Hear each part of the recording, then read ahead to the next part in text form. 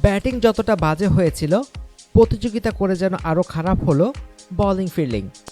এক পর্যায়ে মনে হচ্ছিল ম্যাচ শেষ হলেই যেন বাঁচে বাংলাদেশ দল। তারপরে অবশ্য শেষ বেলায় হলো কিছু প্রাপ্তিযোগ, তামিম ইকবালের ব্যাটে রান। ব্যক্তিগত নৈপুণ্যের দিক থেকে নিউজিল্যান্ড সফরে বড় হতাশার জায়গা ছিল তামিম। প্রায় প্রতি ম্যাচেই শুরু করেছেন দারুণ, কিন্তু বড় করতে পারেননি ইনিংস। গোটা সফরে 50 ছুঁতে পেরেছেন মাত্র দুবার, সর্বোচ্চ 59। ভারতে এসেও প্রস্তুতি ম্যাচের প্রথম ইনিংসে আউট 13 রানে।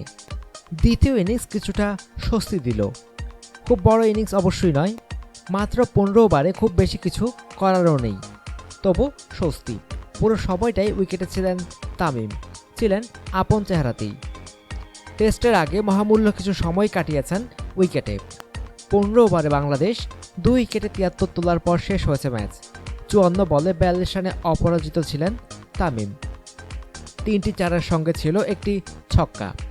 টেস্ট একাদশে ভারতের সম্ভাব্য তৃতীয় স্পিনার জয়ন্ত যাদবকে লং অফের উপর দিয়ে উড়িয়ে মেরেছেন ড্রেসিং রুমের ছাদে। সৌম্য সরকারের সঙ্গে উদ্বোধনী জুটি আবারও ছিল দারুণ।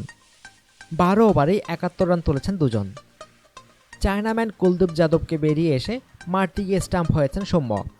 মোমিনুল হক ফিরেছেন পরের বলেই। তারপরও শেষটা স্বস্তির, তামিম শেষ পর্যন্ত ছিলেন বলে। অনুগ্রহপূর্বক সংবাদটি শেয়ার করুন এবং খেলাধুলার সর্বশেষ খবর জানতে স্পোর্টস লাইট সাবস্ক্রাইব করে রাখুন। ধন্যবাদ।